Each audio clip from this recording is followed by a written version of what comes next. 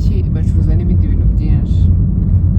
Tubane rero muri no vlog, ndabakunda cyane, Imana ijye ibamera umugisha, mukomeze munsapotinge, murebe ibintu byanjye, ndi kubategurira ibintu byiza cyane bishyushye bishimishije bitari mu bwenge bwinshi. Ndabakunda. Bihagije, ubuzima ni ingenzi, birangira uguye muri kiriya kibazo cyo gutangira kurwara indwara yo kwibagirwa, umunaniro ukabije nawe utera kwibagirwa n'ibindi. Kugira ngo rero tubyirinde cyangwa se ukuntu wakwifasha, ambwiye nangaye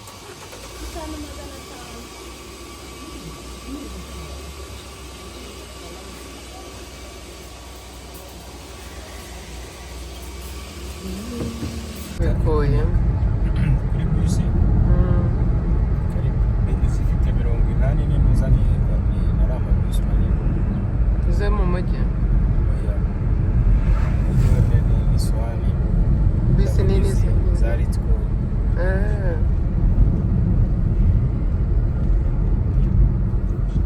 ahantu tugeze isuku nahitwa yabasiga gasiza ubisomye ku cyapa.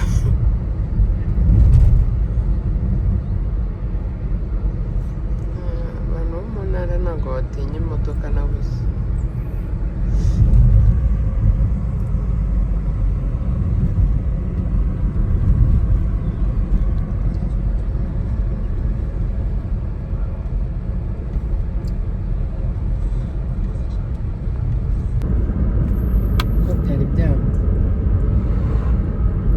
Ndashaka gusubiza umuntu tuziranye wambajije ku bintu bya YouTube, ariko naramusubije, ariko ntekereza ko nazanabivugaho akantu gatoya, kuko naje gusanga iki kibazo dushaka kuba tugihuriyeho turi abantu benshi.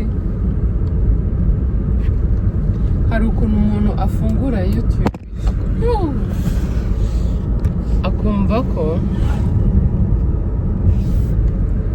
niba afunguye channel nyine arayifunguye gusa kuri email yiwe, nta kindi kintu kimureba. Hari abantu bireba bazajya bakurikirana ibintu bye byose. Ibyo bintu ntabwo ari byiza habe na gatoya, kabone n'ubwo waba ufite ubushobozi bwo kwishyura abo bakameramani cyangwa se umuntu twakwita ko ari nka manager. Hari igihe bigera ahantu uwo muntu akaba yagiye izindi nshingano, n'ubu mubona nk'uko wamubonaga, kandi musigaye mubona ibintu biri hano hanze, abantu biba abandi amacano. Hari igihe uba warizeye uwo muntu akaba atagihari, ukaba noneho nawe imyaka igera muri 5 umaranye cano yawe nta kintu na kimwe uzi, bigasaba kujya gufata uwo ubonye ejo akakwereka, ugatangira kuririra mu myotsi.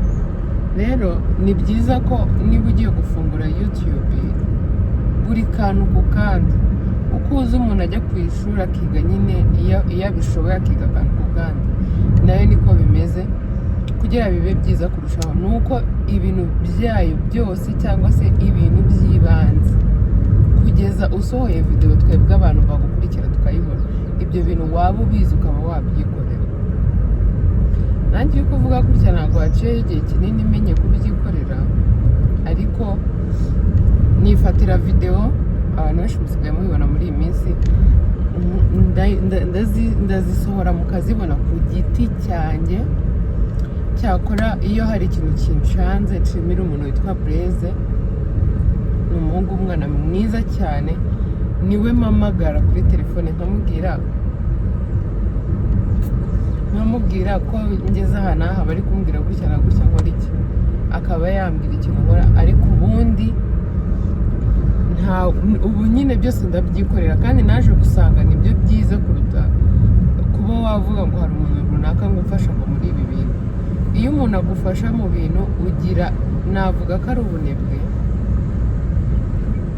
ugira ubunebwe. Ikindi nta nubwo nyine waguka muri ibyo bintu ngo umenye ukuntu bikorwa, nyine ku buryo ushobora kuvuga ngo mvuye mu Rwanda ngiye ahandi hantu nari kumwe n'uwo muntu, kandi ahantu ngiye ndi mushyashya, kandi iyo YouTube yanjye igomba gukomeza gukora, bikanga igahagarara ntihagire ikintu kijyaho kubera ko iyo myaka 5 umaranye YouTube yawe nta kintu wikorera, ibintu byose barabigukorera. Kandi abantu benshi mufite channel niko mumeze. baragutse. Njye naragutse yego. Njye naragutse sinari nzi bana yanjye, nta kintu na kimwe nari nzi kwikorera habe use gute.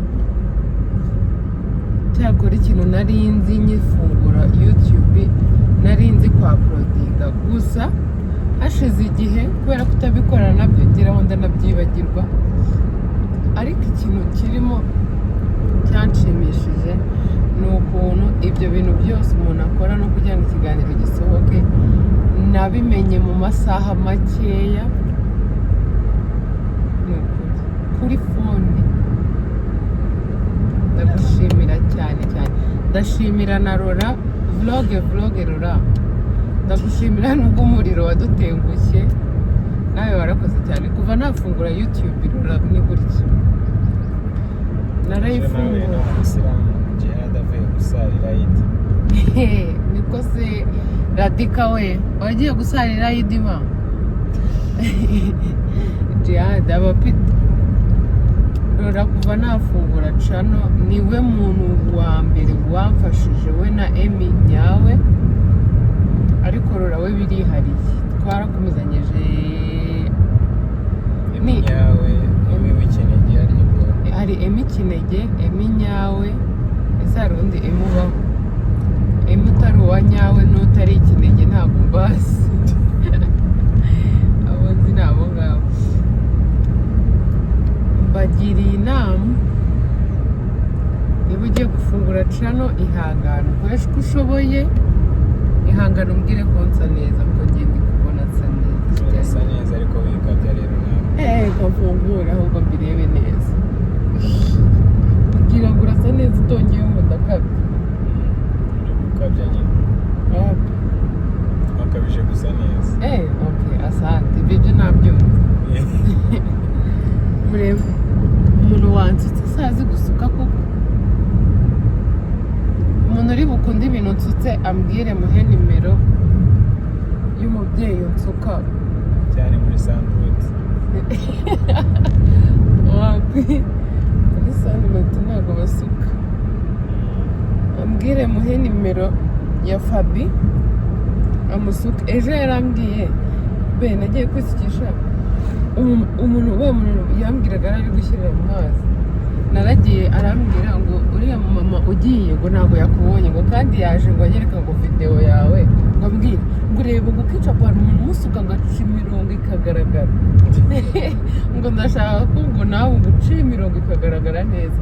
Ndamubwira nyine bibaza ukuntu bihuye, abikuzaniye atazi ko ari nawe. Ni ukuri ndumva nabikunze byataye. akantu ngurira kuri nyangara. akantu ngurira. Urashaka iki? Amandazi? Urashaka iki shaka? Murumva mugabo mbagiriye inama itari harya bavuga gute? yagutse. Yagenda. Ntabwo ari inama yagutse. Hari abantu bambwiye ko bagukumbishe turi gukorana ikiganiro njye nawe. Banywa amazi bushere. Abantu mukumbuye mutabazi turi gukorana ikiganiro ngo munywe amazi bishira. Rero ikindi kintu nshaka kubabwira cyanunguye, murebe nashyize mu mutwe wanjye amavuta yo muri Sunbed akoze imisatsi akanavura imvuvu. Ariko ikintu yankoreye cyihuse nahise mbona hadaciyeho igihe kinini ni ikintu cyitwa imvuvu. Njye nabaga nsutse n'utuntu tuno dutoya turyamye nyine tw'umusatsi nkagiramo imvuvu. umutwe urawujugunya. Ndi gushaka gufunga shinya, ndi kubona biri kunzemo. Umuntu yabona yisukisha ariko n'imbaraga zo kujya gufunga imisatsi ni ibindi. Nari ndi kubabwira ukuntu imvuvu nicyo kintu cya mbere cyahise gishiramo mbere y'ibindi bintu byose. Umusatsi wo ntabwo najya kubabwira ngo wahise ukura, ntabwo ndabibona neza ku buryo nyine nahita mvuga ngo ndi kubona ko harimo impinduka, ngo warakuze cyane, ariko ahantu tugeze harasa nabi nareba. Imvuvu zanjye zarashize. Nimba ufite imvuvu uzagerageze amavuta yo muri Sunlight ari mu gacupa gatoya, gakunze kuba gafite umufuniko w'umuhondo. Ayo mavuta ni meza, njyewe ndi umugabo wo guhamya ko yanyujije imvuvu. Murongeye muraguye tugana ku musozo.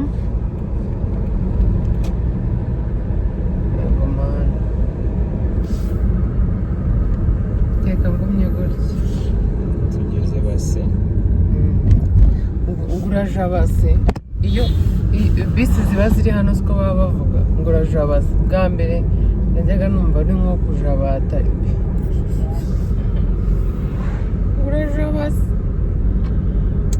Murabeho rero, murebe vlog yanjye, murebe ukuntu ku munsi wa nyuma w'igisibo buri bucyabira idi ku Nyamirambo yari yuzuyemo abantu, yari ishyushye.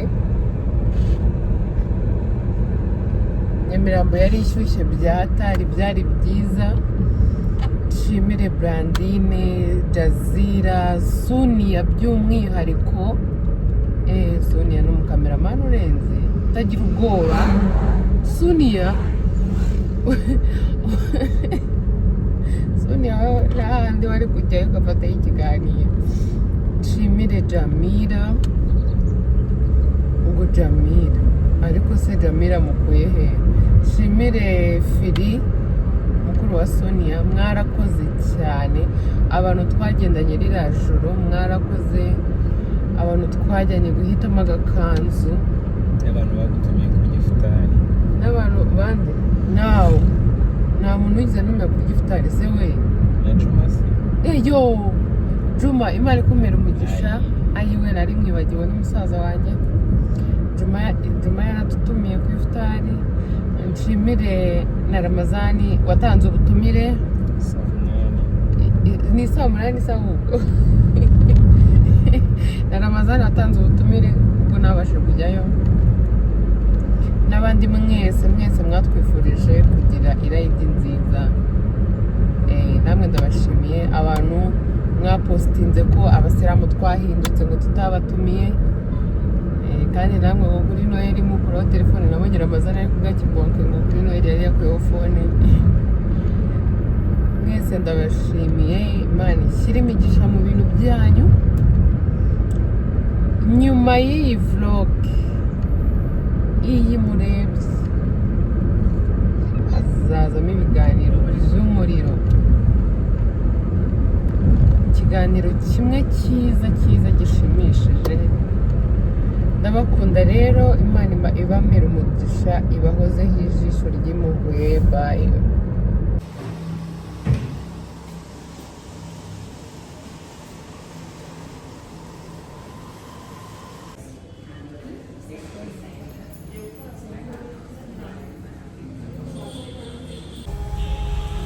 Uyu munsi turi tariki 29 mu masaha make turaba tugiye gusarira Idi. Murebe ukuntu kuri 40 huzuye abantu. Ubu duhaza agafutari tugiye kwimenamo ikawa na teveri. Nari nkunze kunywa ikawa cyane. Idi Mbaraka sheri. Idi Mbaraka bebe. Aba badamu bari he? Tugiye kujya gukora visiti Kigali. Visiti Rwanda ni visiti ni visiti Biryogo kabisa. Nga iriya modoka kuki bayimanitse hanze koko. Muze kureba vlog yanjye muyikunde, ni vlog ubu ngubu tugiye kujya gupita hirya no hino, muraza kureba yuko tugiye kuba dutandukanye.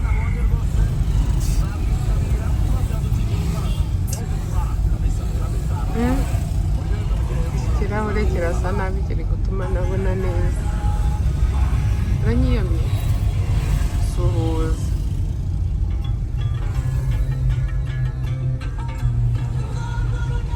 Ese na copyright rugerara ariko noneho mana yanjye nyamirambo we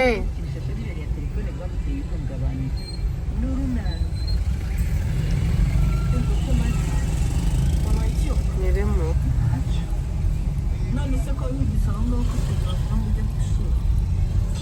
babari n'abategarugori kweri turi stresse turaye tugiye muri vlog amaye abe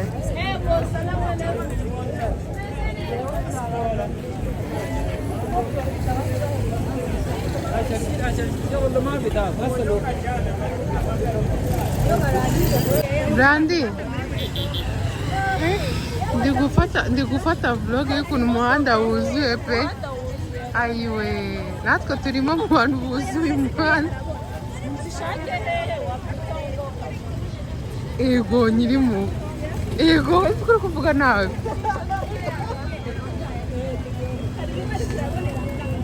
ukamuhamagara abo bantu muri kubona rero nibo mwabonye mu bukwe batsapye suni yahindukiye akibona yakwiyitse suhuza reba uriya ego amakanzu barayanuye suni yari gasongo ndebeshe mpamvu mugore yankuramo ingoto ubu abantu badafite ibintu bizima bacuruza bafunze ariko abafitemo imyenda bafunze uriya we ntabwo yaba afite ubu amafi yayamaze cyangwa wabona nta n'ikintu ari ifite soni yabujaga akanzu keza soni gusa tujya kubaza kandi hano ukamamo ishukuraro ariko arahenda iyi gope none udukanzu tw'abana tujye muri ba barawe wabonye aho rimwira sasa tujye muri ba barabu hari imbere habamo ikintu cy'igikari suhuza rero twari guseka neza ari kurira ari mu biki buriya ngo nkaka gusubiramo nyine aho bari kukumva ntabwo wanyumvishije rata yawe nijya hindi gusubira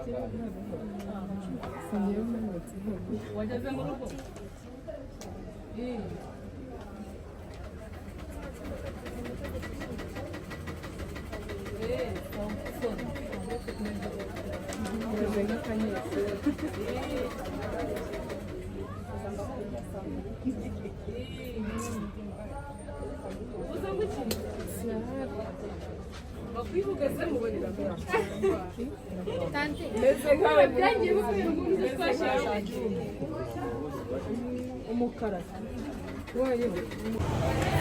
firi avugamo umubyeyi mwiza kugenda gutyo ugahita winjiramo hariya gutyo umeze ukagenda winjiramo ntabwo mbishoboye kameramani ni umuswa yagiye agaruka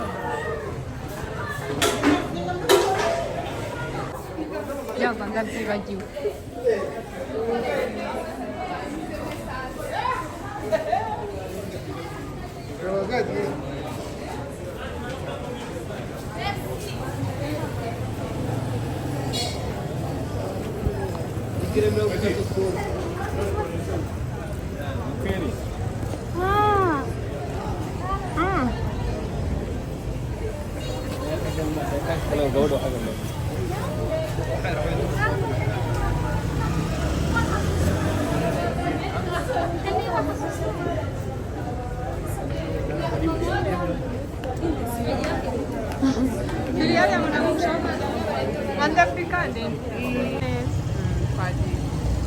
nyuma y'uko twashyushye twakugura ikanzu ku munsi wa nyuma turanayibuze ikanzu zikagura 90,000 kandi dufite 30,000 tubuze n'umuntu twongerera watwongerera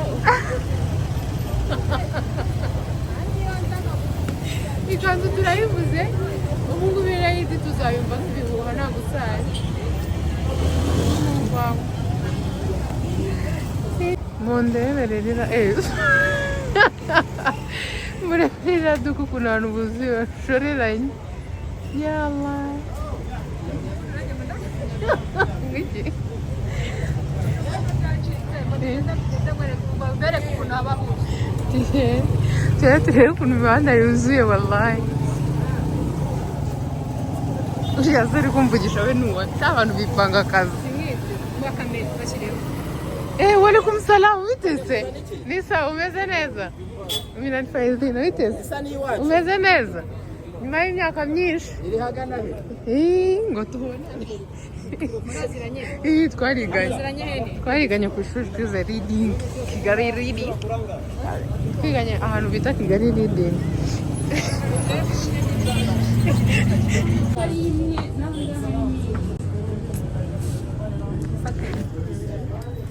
Kecapu avuze parufe. Kubera ubukene. Ni ukubera ubukene cyane uko ibyo washakaga bidahari. Nta kazi nagira neza.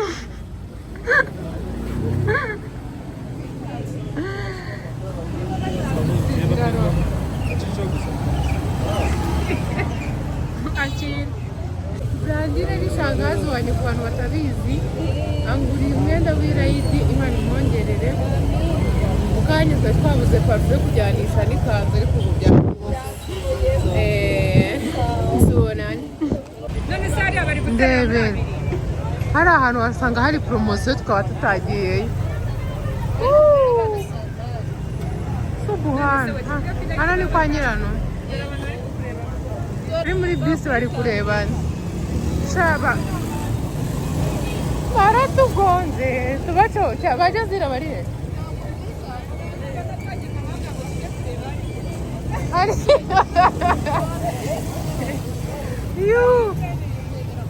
Ndebera wallahi. Nta nubwo iri bushire.